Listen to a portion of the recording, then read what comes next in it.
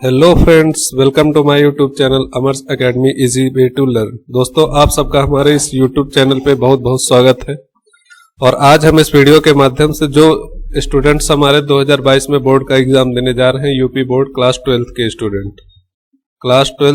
Student के लिए video होने वाला है। अगर आप क्लास 12th का यूपी बोर्ड 2022 का एग्जाम फिजिक्स का देने जा रहे हैं, भौतिक विज्ञान फिजिक्स का, तो आपके लिए वीडियो बहुत हेल्पफुल होने वाला है।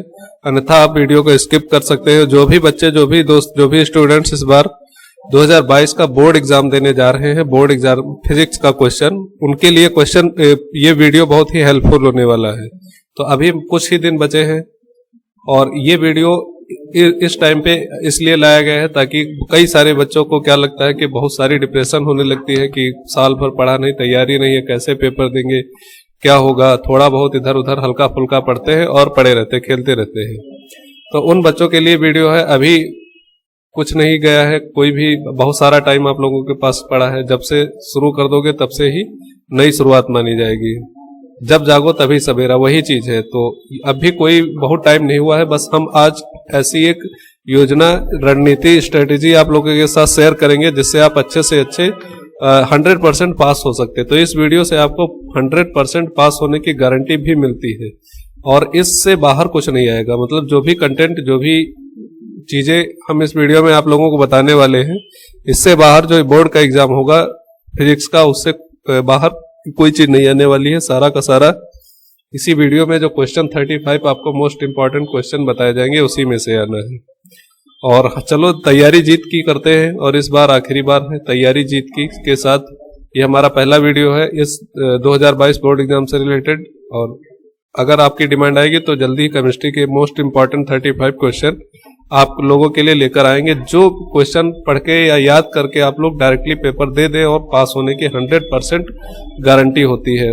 परसेंटेज अच्छा लाने की कोई मतलब वो गारंटी नहीं हो, लेकिन फिर भी जो लोग बच्चे, जिन लोगों का अच्छे से तैयार है, पहले से जो लोग पढ़ चुके हैं, तो उनके लिए तो 100% अच्छे से अच्छा परसेंट बनाने की तैयारी है इस वीडियो के माध्यम से। तो सबसे पहले कुछ बेसिक सी चीजें हम लोग समझेंगे, उसके बाद हम वीडियो में 35 क्वेश्चन आप लोगों को बताने वाले हैं। क्या क्या हमको समझना है, सबसे पहले क्या करना है।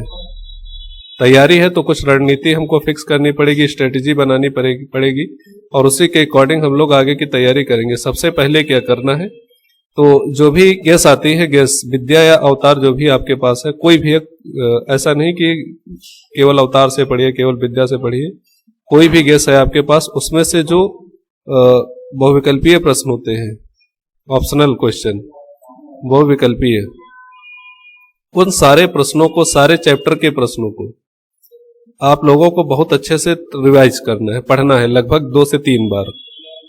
इतने दिन में, जो भी 7 से 8 दिन बचे हैं, 10-12 दिन बचे हैं, इतने दिन में क्या करना है, सबसे पहले सारे के सारे जो ऑप्शनल क्वेश्चन होते हैं, बहुविकल्पीय प्रश्न है, मल्टीपल चॉइस क्वेश्चन, MCQs, उनको अच्छे से रिवाइज करना है, सारे के सारे क्वेश्चन पढ़ना है। उसके बाद क्या करेंगे, उसके बाद हम लोग तैयार करेंगे जो अति लघु उत्तरीय प्रश्न होते हैं। अति लघु उत्तरीय प्रश्न जो दिए होते हैं, इनको तैयार करना है, इनको याद करना है बहुत अच्छे से। मतलब हर एक चैप्टर के बहुविकल्पीय प्रश्न और अति लघु उत्तरीय प्रश्न, इतना तो आपको याद होना ही चाहिए 100%।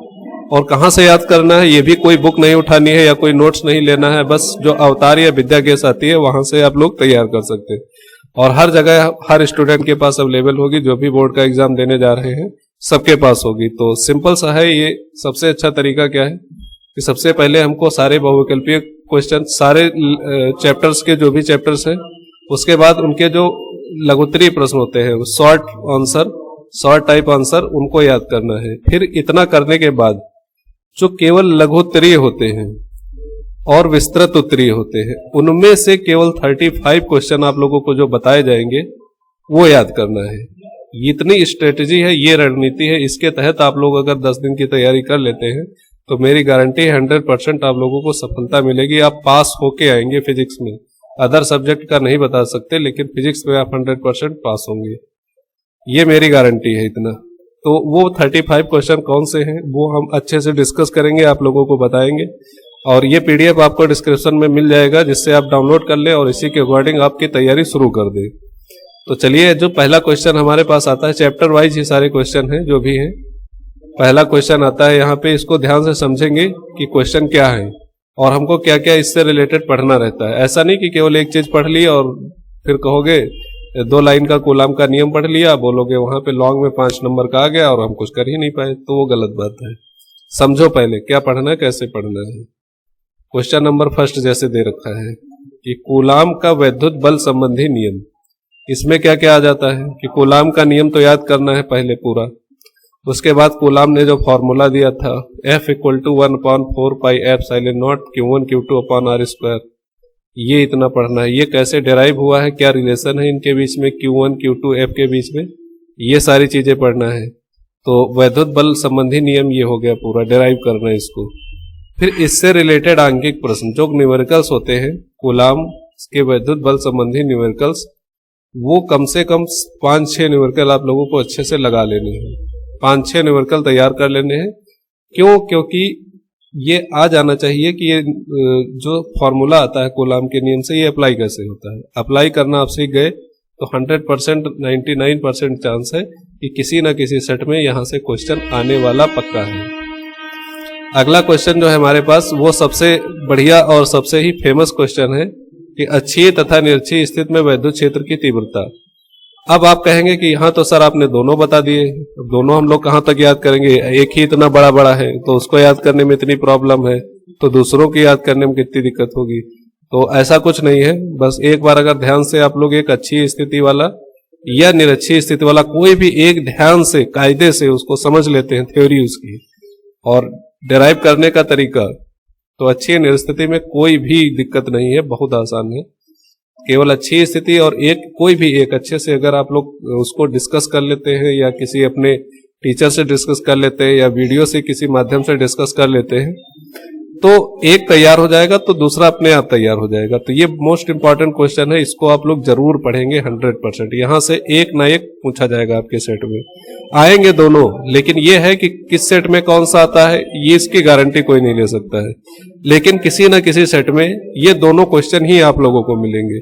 किसी सेट में अच्छी स्थिति मिल जाएगा तो किसी सेट में निरक्षीय स्थिति मिल जाएगा। वैद्युत क्षेत्र की तीव्रता पता करनी है हमको। क्वेश्चन नंबर 3 आता है गॉस का नियम तथा वैद्युत फ्लक्स।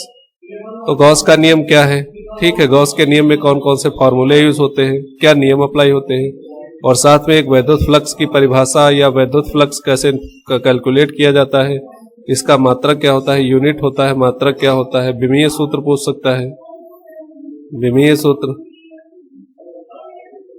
ठीक है, वैद्युत फ्लक्स डिफिनीशन, परिभाषा इसकी। तो ये सारी चीजें आप तैयार करेंगे इस वाले क्वेश्चन से, गॉस का नियम और वैद्युत फ्लक्स। ये आपका अति लघुत्तरीय के क्वेश्चन है दोनों। गॉस का नियम मतलब उसमें शॉर्ट आंसर में, लघुत्तरी में गॉस का नियम अलग से पूछा जा सकता है, वैद्युत फ्लक्स की परिभाषा अलग से पूछी जा सकती है। ठीक है, ये इतना आपसे 100% इतना तो जरूर याद करना, ये क्वेश्चन 100% आएगा, इसकी पूरी गारंटी है।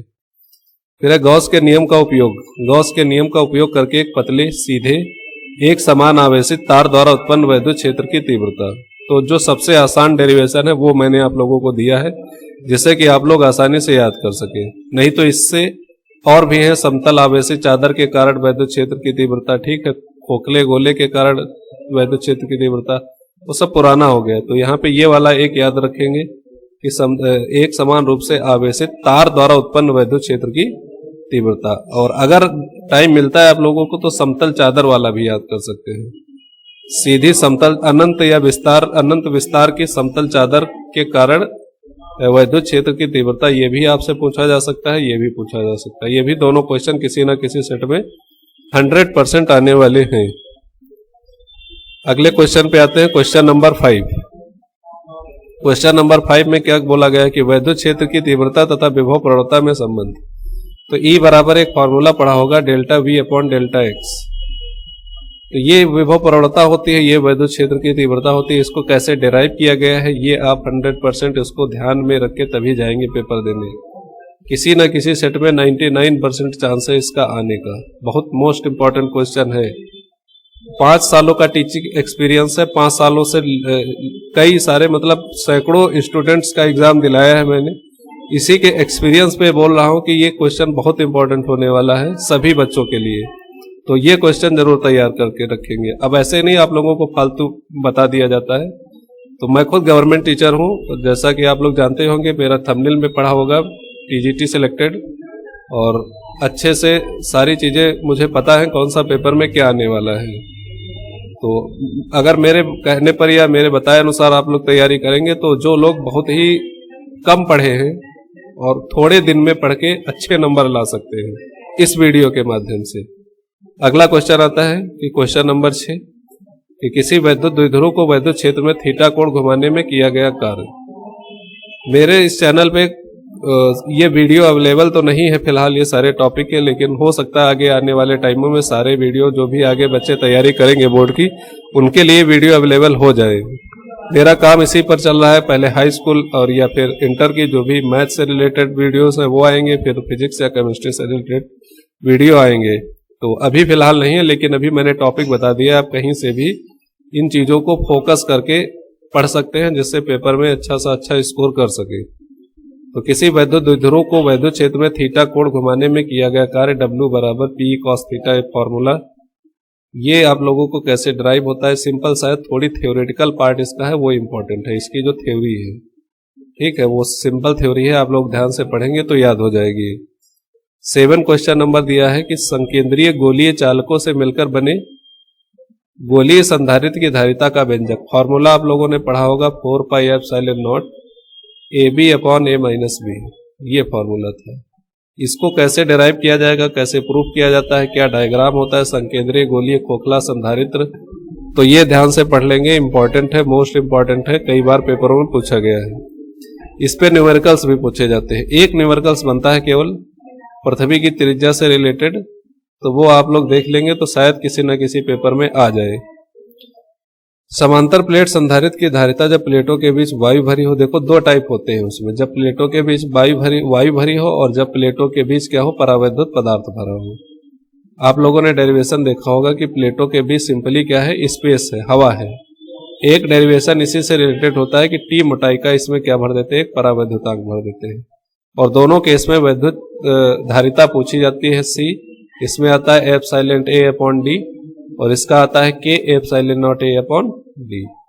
तो ये सिंपली फॉर्मूले, इनको कैसे डिराइव किया गया है, कैसे लिखा गया है, ये चीज ध्यान से देखेंगे और तभी आगे ये तैयारी अच्छी हो पाएगी। क्वेश्चन नंबर 9 देखते हैं। 9 नंबर में क्या दिया है। क्वेश्चन 9 में हमने बताया कि अफवाह वेग की परिभाषा दीजिए, मतलब अनुगमन वेग भी कहा जाता है, ड्रिफ्ट वेलोसिटी, ठीक है, ड्रिफ्ट वेलोसिटी, अनुगमन वेग या अफवाह वेग। अफवाह वेग एवं विद्युत धारा में संबंध, फॉर्मूला आप लोगों ने पढ़ा होगा I बराबर NEAVD। इसका कैसे डिराइव किया जाता है, कैसे इसको लिखा जाता है, इसको ध्यान से आप लोग जरूर पढ़ के जाएंगे, क्योंकि ये आपका 2 या 3 नंबर में लघुत्तरी में पक्का पूछा जाएगा, शॉर्ट में पूछा जा सकता है। फिर अनुगमन वेग के सिद्धांत से ओम के नियम की व्याख्या, ये 5 नंबर का क्वेश्चन है, बड़ा है, थोड़ा सा टेक्निकल है, जो लोग बहुत ज्यादा कमजोर हैं वो इसको इग्नोर कर देंगे, क्योंकि ये समझना सबके वश की बात नहीं है। और जो लोग पढ़ना चाहते हैं इसको, तो ये डायरेक्ट डाल के यूट्यूब पे सर्च करके आप किसी भी टीचर का वीडियो देख सकते हैं, वहां से आपको सारा का सारा सिद्धांत समझा दिया जाएगा। वो आप 1-2 बार अगर अपनी कॉपी पे करेंगे अपने हाथों से, तो 100% मैं कहता हूं आपको ये समझ में आ जाएगा, कोई बहुत बड़ी चीज नहीं है। बट जो लोग बहुत ही कम करना चाहते हैं वो इग्नोर कर सकते हैं इसको। अगला क्वेश्चन है, वृत्ताकार कुंडली के केंद्र पर चुंबकीय क्षेत्र का सूत्र निगमन। वृत्ताकार कुंडली, एक कुंडली ऐसी होती थी, इसके केंद्र पर चुंबकीय क्षेत्र B का मान जो निकाला जाता था μ0 अपॉन 2 पाई करके आता था, या 2A या 2R जो भी आता था, μ0 I अपॉन 2R। तो ये फॉर्मूला कैसे डिराइव होगा, इसका जो डिस्कशन होता है, विवेचना होती है, उसके आधार पे क्वेश्चन न्यूमेरिकल्स भी इस पे कई सारे पूछे जाएंगे। न्यूमेरिकल तो 100% इस पे आता है, तो ये आप कर सकते हैं। अच्छा, एक बात और ध्यान में रखिएगा, ये जो चीज मैं बता रहा हूं, इनके अलावा अगर ये आप तैयार कर लेते हैं इतना, तो जितने भी चैप्टर हैं उन सबके न्यूमेरिकल्स जरूर एक बार लगा लेंगे, अगर टाइम मिलता है तो। नहीं तो इतना ही थ्योरी बहुत है, जो लोग कुछ नहीं पढ़े हैं। जो लोग पहले से पढ़ रहे हैं तो उनके लिए बहुत सारी चीजें इसमें की याद होंगी। 35 क्वेश्चन है, तो उसमें से अबाउट 25 या 30 क्वेश्चन आपको पहले से याद होंगे अच्छे से। 10-20 क्वेश्चन बचते हैं, तो इनको आप थोड़ा सा और ध्यान देके तैयार कर लेंगे और उसके बाद न्यूमेरिकल्स पे अपना वर्क करेंगे। क्वेश्चन नंबर 12, साइक्लोट्रॉन के सिद्धांत कार्यविधि का सचित्र वर्णन। पूरी की पूरी थ्योरी है, जो लोग याद कर सकते हैं वो याद कर लेंगे, जो नहीं याद कर सकते वो इग्नोर करेंगे इसको। वैसे ये 95% चांस है कि पेपर में पूछा जाएगा, किसी ना किसी सेट में जरूर आएगा। अगला क्वेश्चन नंबर 13 जो है ये हम लोगों ने लिया है गैल्वेनोमीटर का एमीटर तथा वोल्टमीटर में कन्वर्जन। वाइट ले लेते हैं, ठीक है दोस्तों। गैल्वेनोमीटर का एमीटर तथा वोल्टमीटर में रूपांतरण, कि गैल्वेनोमीटर से एमीटर कैसे बनाते हैं, गैल्वेनोमीटर से वोल्टमीटर कैसे बनाते हैं, और क्या क्या इसका सिद्धांत रहता है, क्या क्या वो रहता है, सारी चीजें आप लोगों को देख के जानी है। सिंपल सा शॉर्ट नोट इसके बना लेना है और उसी के आधार पे इसको तैयार कर लेना है। सिंपल सा है, कोई बड़ी चीज नहीं इसमें। क्वेश्चन नंबर 14 में हम लोगों ने दिया है कि दिक्पात कोण क्या होता है। दिक्पात कोण क्या है, नमन कोण क्या है, और पृथ्वी के चुंबकीय क्षेत्र का क्षैतिज घटक क्या है। इन सबको अलग अलग डिफाइंड करना है सारी चीजें, और उसके बाद इन तीनों में संबंध जो हम लोगों ने पढ़ा था h² बराबर bv² प्लस hv², ठीक है। h² बराबर bv² प्लस hv², ये फॉर्मूला डिराइव किया था। तो ये क्षैतिज घटक चुंबकीय क्षेत्र का, ये हॉरिजॉन्टल घटक, और ये फिर पृथ्वी का चुंबकीय क्षेत्र क्षैतिज घटक। ये सारी चीजें आप लोगों को, एक फॉर्मूला भी यहाँ पे हम लोगों ने नमन कोण या नति कोण के बारे में बता था, HV/HR करके था। तो ये चीजें आप देख के जाएंगे। क्वेश्चन नंबर 15 में हमने बताया है कि फैराडे के विद्युत चुंबकीय प्रेरण के नियम, ये लघुत्तरी में आता है आपका, ठीक है। फैराडे के विद्युत चुंबकीय प्रेरण के नियम, तो सिंपली जो नियम है उनको रट लेंगे, याद कर लेंगे, ध्यान से रखेंगे, और नियम से रिलेटेड अगर कोई एक्सपेरिमेंट है, प्रयोग है, तो उसको थोड़ा सा जरूर पढ़ लेंगे। 16 आता है अन्योन प्रेरण और स्वप्रेरण। ये स्वप्रेरण दोस्तों लिखा है थोड़ा सा यहाँ पे, स्वप्रेरण, अन्योन प्रेरण और स्वप्रेरण को समझाइए। ये इसी फैराडे के विद्युत चुंबकीय प्रेरण नियम के ही या विद्युत धारा के चुंबकीय प्रभाव के ही दो यूज हैं। एक अन्योन प्रेरण है और एक है स्वप्रेरण, इन्हीं की दो घटनाएं हैं। इनको अलग अलग थोड़ा सा न्यूमेरिकल्स भी हैं, मतलब इसमें डेरिवेशन भी है थोड़ा थोड़ा, उसको तैयार कर लेंगे जिससे पेपर में आसानी से कर पाओ इसको, ठीक है। अन्योन प्रेरण को और स्वप्रेरण को।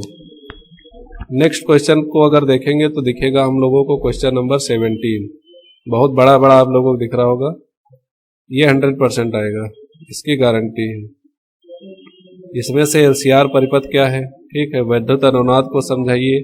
ये एक साथ भी पूछा जा सकता है या अलग अलग भी पूछा जा सकता है, कहीं से भी कैसे भी जैसा मन करेगा एग्जामिनर का पूछ सकता है। वैद्युत अनुनाद या अनुनादी आवृत्ति, इससे रिलेटेड क्वेश्चन बनता है। अनुनादी आवृत्ति क्या है, तो वो चीज भी यहाँ पे आप लोग देख सकते हो, ठीक है। LCR परिपथ तथा वैद्युत अनुनाद समझाइए। LCR श्रेणी क्रम में होता है, सीरीज क्रम में होता है, दो टाइप का होता है। तो ये सर्किट जो है आप लोगों को ध्यान से पढ़ के जाना है, और इस पे हो सकता है तो न्यूमेरिकल भी लगा लेना। इसके न्यूमेरिकल जरूर लगाना, क्योंकि मैं फोर्स देके कह रहा हूँ, जो भी बच्चे हैं थोड़ा सा अच्छा स्कोर करना चाहते हो तो इसके न्यूमेरिकल 100% लगा के जाएंगे। ध्यान से सुनते रहो। अगला क्वेश्चन क्या था, 18 नंबर, ट्रांसफार्मर की रचना तथा कार्यविधि। अभी ये फर्स्ट बुक का चल रहा है, ट्रांसफार्मर की रचना तथा कार्यविधि। थ्योरी है, इस पे ज्यादा दिमाग लगाना नहीं पड़ेगा, लेकिन पढ़ के जरूर जाएंगे, और 100% या 99% चांस है इसको पूछने का। थ्योरेटिकल पार्ट है और अच्छा है, थोड़ा सा इसको आसान से आप लोग समझ सकते हैं, याद कर सकते हैं, तो जरूर याद करेंगे, 100% याद करेंगे। 19 नंबर में मैक्सवेल का प्रकाश विद्युत चुंबकीय तरंग, तो इलेक्ट्रोमैग्नेटिक वेव का जो क्वेश्चन नंबर है, इसका एक ही क्वेश्चन आता है, विलक्षण। इसकी प्रॉपर्टी, इसके गुण, जो भी विद्युत चुंबकीय तरंगों के गुण है, ये याद कर लेंगे। और विद्युत तरंगी सिद्धांत क्या था मैक्सवेल का। यहीं पे एक छोटा सा एक फॉर्मूला, मतलब क्वेश्चन मिलेगा आप लोगों को लघुत्तरी में, विस्थापन धारा, डिस्प्लेसमेंट करंट, इसको जरूर पढ़ लेंगे, ठीक है। विस्थापन धारा के बाद एक ऊपर वाले टॉपिक में मिलेगा एम्पियर का नियम। एम्पियर का नियम ये शॉर्ट में है, फिलहाल अलग से बता दे रहा हूं, तो आप लोग इनको थोड़ा सा ध्यान रखेंगे। एम्पियर का नियम। विचलन कोण एवं वर्ण विक्षेपण से क्या समझते हैं। वर्ण विक्षेपण क्षमता के लिए सूत्र लिखिए। ये भी सेकेंड बुक का पहला चैप्टर जो है वहां से 99% चांस है इसका आने का। अच्छा क्वेश्चन है, थ्योरेटिकल है, इसको आप लोग आसानी से पढ़ समझ सकते हैं और याद भी कर सकते हैं, तो जरूर इसको याद करेंगे अगर मेरी सलाह मानेंगे तो। फिर क्वेश्चन नंबर 21 अगर हम देखेंगे कि गोलीय पृष्ठ पर अपवर्तन के सूत्र का निगमन, ये काफी 5 नंबर में आने वाला डेरिवेशन है। वो गोलीय पृष्ठ पर अपवर्तन का सूत्र आप लोगों ने निकाला होगा, 1/f = n-1 1/r1 - 1/r2। ये सूत्र का डेरिवेशन आप लोगों को इसमें करना रहता है। काफी बड़ा है, थोड़ा सा अगर ध्यान से करेंगे, याद करेंगे तो याद हो जाएगा। जिनको पहले से आता है तो बहुत अच्छी बात है, क्योंकि इसका पेपर में आने का चांस बहुत अच्छा है। 22 नंबर पे आते हैं प्रिज्म के पदार्थ के लिए अपवर्तन का सूत्र। ये आप लोगों ने ये पढ़ा होगा, n = sin a plus delta w/2 और अपॉन sin a/2। ये फॉर्मूला का डेरिवेशन इसका यही है। पतले लेंस के प्रिज्म के पदार्थ के लिए अपवर्तन का सूत्र n = sin a plus delta w/2 upon sin a/2। तो ये आप लोग क्या करेंगे, इसको ध्यान से जरूर सॉल्व कर लेंगे, पूरा याद रखेंगे पेपर में, जिससे आसानी से कर पाओ। आसान है, नहीं आता है तो तुरंत जैसे ही डालोगे, आजकल सारे वीडियो अवेलेबल हैं, जस्ट 5 मिनट का वीडियो होगा, आप लोग इसको देख लेंगे एक बार तो समझ में आ जाएगा क्या क्या होता है। 23 नंबर देखो क्या है, 23 है अपवर्तनीय दूरदर्शी का किरण आरेख खींचिए। तो ये तो बच्चे को याद होता है, जो भी इंटर का कर रहा है, तो सबसे पहले दूरदर्शी, सूक्ष्मदर्शी, परावर्तनीय दूरदर्शी, ये सारी चीजें करता है। तो मेरे हिसाब से इस 2 चैप्टर में ये 2 चीजें ऐसी हैं, परावर्तनीय दूरदर्शी और एक अपवर्तनीय दूरदर्शी। इन दोनों को आप अच्छे से तैयार कर लेंगे, पूरा फुल तैयार करेंगे विद इसके दोनों डिस्कशन की। जब प्रतिबिंब स्पष्ट दृष्टि की न्यूनतम दूरी d पे बनता है या प्रतिबिंब जब अनंत पे बनता है, तो दोनों कंडीशन को अच्छे से याद करके तभी जाएंगे पेपर देने। अगला क्वेश्चन क्या है, 25 है कि प्रकाश के व्यतिकरण से आप क्या समझते पर। ये मैंने बहुत अच्छे से कराया हुआ है ऑफलाइन क्लासेस में, सभी बच्चों को बिल्कुल रटा हुआ है। तो आप लोग भी इसका पूरा जो यंग का द्विस्लिट एक्सपेरिमेंट था, इसके लिए आवश्यक प्रतिबिंब, ये फॉर्मूला इसमें आता था, I = I1 + I2 + 2√I1I2 cos theta. ये है प्रकाश के तरंग का, ये मतलब कई सारे यहाँ से डेरिवेशन, कई प्रकार के फॉर्मूले यहाँ से डेराइव होके आते हैं। तो ये लॉन्ग का है, 5 नंबर में आ सकता है पूरा। अगर डेरिवेशन अच्छे हैं आप लोगों के, मैथ अच्छी है थोड़ी सी, तो इसको जरूर तैयार कर लेंगे। फिर इसी का एक पार्ट है, दूसरा क्वेश्चन आता है यंग का द्विझर्री के प्रयोग की व्याख्या। तो यंग का डुअल स्लिट एक्सपेरिमेंट था, इसको बहुत जरूर याद रखेंगे। फ्रिंज की चौड़ाई, फ्रिंज की स्थिति, फ्रिंज का ब्राइट फ्रिंज की स्थिति, मतलब हर टाइप के जो क्वेश्चन न्यूमेरिकल बनते हैं वो न्यूमेरिकल भी यहाँ से देख लेंगे। थ्योरी भले ही एक बार कम याद करना, लेकिन इस चैप्टर का न्यूमेरिकल पे ज्यादा ध्यान देना। 70% इसके न्यूमेरिकल याद करना, बाकी 30% में थ्योरी तैयार कर लेना। अगर मेरी बात मानते हो तो यहाँ से न्यूमेरिकल 100% आता है, लिख के रख लो, लिख के छपेगा, पक्का छपेगा। यंग का हर हमेशा 100% आना है, कोई 2 चांस ही नहीं है। 27 नंबर क्या है कि प्रकाश विद्युत प्रभाव के नियम को लिखिए। प्रकाश विद्युत प्रभाव आइंस्टीन ने जो दिया था। फिर है प्रकाश विद्युत उत्सर्जन संबंधी आइंस्टीन की समीकरण। ये समीकरण E = h new minus new not करके एक समीकरण आता है, पूरा बाकायदा बड़े से। इसको पूरा डेरिवेशन इसका समझ के पढ़ के तब जाओगे पेपर देने। 100% इसका तो मैं 100% कह रहा हूं ना, आएगा तो आएगा, पक्का है। देख लेना किसी ना किसी सेट में, और ये मत सोचो कि हमारे सेट में नहीं आएगा, हो सकता है कि वो तुम्हारे सेट हो जिसमें आ जाए। तो सभी बच्चों को सारे क्वेश्चन, बहुत नहीं है, 35 क्वेश्चन है, 10 दिन है, आराम से तैयार कर सकते हो। इतना गैप मिलता है, हिंदी के पेपर के बाद इतना सारा गैप है, क्या करोगे, पढ़ो बैठ के। प्रकाश विद्युत उत्सर्जन संबंधी आइंस्टीन के समीकरण की व्याख्या आपको अच्छे से तैयार करना है। अगली लास्ट स्लाइड हमारे पास है,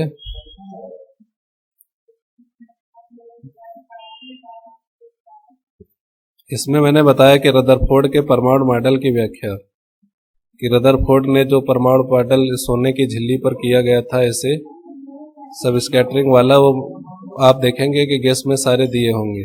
अल्फा बीटा किरणों की खोज, मतलब परमाणु क्या है, धनात्मक है, नाभिक और बहुत सारे क्या होंगे अल्फा कण। अल्फा कण का प्रकीर्णन का प्रयोग भी कहते हैं, अल्फा कण प्रकीर्णन का प्रयोग, प्रकीर्णन का प्रयोग सोने की परत पे किया जाता है, इसको ये भी नाम से जानते हैं। तो रदरफोर्ड के परमाणु मॉडल की व्याख्या अच्छे से तैयार कर लेंगे। उसके बाद है हाइड्रोजन परमाणु के लिए ऊर्जा स्तर आरेख खींचिए, सभी स्पेक्ट्रम रेखाओं की व्याख्या कीजिए। इसमें से भी मैं कहूंगा 70% कि आप क्या तैयार करोगे, न्यूमेरिकल। 70% न्यूमेरिकल याद करोगे। जो न्यूमेरिकल नहीं याद कर सकते हैं वो 30% क्या करेंगे, इसकी थ्योरी याद करेंगे। लेकिन जीतेंगे 70% वाले ही, क्योंकि न्यूमेरिकल इसका 100% आएगा, थ्योरी की कोई गारंटी नहीं। हो सकता आ भी जाए, नहीं भी आए, इसीलिए मैंने इसको 30 नंबर दिया, इसको 70 नंबर दिया, क्योंकि न्यूमेरिकल तो यहाँ से 100% आना ही है सभी सेटों में। फिर नाभि की द्रव्यमान क्षति एवं बंधन ऊर्जा से क्या तात्पर्य है, ये क्वेश्चन आप लोग इस पे न्यूमेरिकल एक बार लगा लेंगे, बाकी थ्योरी है, थ्योरी पढ़ लेंगे। नाभिकीय विखंडन और संलयन में क्या अंतर है, लघु का क्वेश्चन है, 5 मिनट लगेगा इसको याद करने में। विखंडन क्या होता है, संलयन क्या होता है, विद एग्जाम्पल। यहाँ एग्जाम्पल बहुत इंपॉर्टेंट रहते हैं, अगर एग्जाम्पल लगा लोगे तभी अच्छे से नंबर मिलेंगे। अगले क्वेश्चन, अगली स्लाइड पे बहुत सिंपल से है हमारे पास, लास्ट स्लाइड है, कुछ क्वेश्चन बचते हैं। जैसे दिया हुआ है, ऊर्जा बैंड के आधार पे चालक, अचालक एवं अर्धचालक में अंतर स्पष्ट कीजिए। जो भी चीजें हैं, ऊर्जा चालक, ऊर्जा बैंड के आधार पे चालक अचालक क्या होता है, एनर्जी गैप क्या होती है, कुछ चालकों के नाम, कुछ अर्धचालकों के नाम भी याद करना है, जैसे जर्मेनियम, सिलिकॉन, इनके नाम, ठीक है। और फिर पी टाइप के चालक और टाइप के अर्धचालक कैसे बनते हैं, ये वाली थ्योरी पूरी इस पे आती है। निज अर्धचालक और बाह्य अर्धचालक पूछा जाता है, निज अर्धचालक और बाह्य अर्धचालक, ये चीज भी इसमें तैयार कर लेंगे। तो लॉन्ग का है ये क्वेश्चन, तो थोड़ा अच्छे से इसको ध्यान में रखेंगे। 34 में दिया है, संधि डायोड का उपयोग पूर्ण दिष्टकारी, अर्ध तरंग दिष्टकारी, पूर्ण तरंग दिष्टकारी के होगा, पूर्ण तरंग दिष्टकारी और अर्ध तरंग दिष्टकारी के रूप में क्रियाविधि लिखिए। तो पूरा बेसिक से इसको बताना है कि अर्ध तरंग दिष्टकरण में केवल एक डायोड लगाया जाता है, ठीक है। पूर्ण तरंग दिष्टकरण में कितने लगते हैं, ये इसमें केवल एक ही लगाया जाएगा, और जब पूर्ण तरंग दिष्टकरण में होंगे तो 2 डायोड लगाए जाएंगे। तो इसको ध्यान से, चित्र बहुत अच्छे से इसको तैयार करके जाना। डायग्राम इसका बहुत इंपॉर्टेंट है, ठीक है। तो बच्चों डायग्राम बहुत इंपॉर्टेंट है, तो इसको ध्यान से पढ़ के जाना। 34 लास्ट जो क्वेश्चन तैयार करना है, अर्धचालक क्या है, निज अर्धचालक, बाह्य अर्धचालक, ये मैंने ऊपर वाले क्वेश्चन में ही आप लोगों को बताया था कि पूरे अर्धचालक की थ्योरी इसी पे डिपेंड है कि ये अर्धचालक, निज अर्धचालक, बाह्य अर्धचालक, पी टाइप, एन टाइप, ये सारी क्या चीजें होती है। तो ये जो 70% सिलेबस है आप लोगों के क्लास 12th का, उसमें के 35 क्वेश्चन मोस्ट इंपॉर्टेंट थे। तो इतने क्वेश्चन अगर आप लोग लॉन्ग में तैयार कर लेते हैं तो श्योरिटी है कि अच्छे से अच्छे नंबर ले आएंगे। जो लोग बिल्कुल भी नहीं पढ़े हैं वो भी पासिंग मार्क्स तो 100% ले आएंगे अगर इतना तैयार करके जाते हैं तो। बाकी पेपर के लिए बेस्ट ऑफ लक। ये वीडियो जब भी आपको मिलता है तो प्लीज़ इसको लाइक करना, शेयर करना और सब्सक्राइब करना। और पेपर के बाद जो भी बच्चे वीडियो को देखेंगे, इसको फॉलो करेंगे, एग्जाम के बाद जरूर अपना फीडबैक देंगे इस पे कि वीडियो में जो भी बताया गया है इससे कई सारी चीज़ें आपके पेपर में आई है या नहीं आई है। तो लाइव प्रूफ आप लोग देंगे इस पे, ये मेरी रिक्वेस्ट रहेगी आप लोगों से। जो भी बच्चा, जो भी स्टूडेंट इस वीडियो को फॉलो करके पेपर देता है वो अपना फीडबैक जरूर देगा, अच्छा हो या बुरा हो। ठीक है, तो चलिए इसी के साथ बेस्ट ऑफ लक, अच्छे से तैयारी करिए और मिलते हैं हम लोग जल्दी अगले वीडियो में। तब तक के लिए थैंक्स, बाय बाय।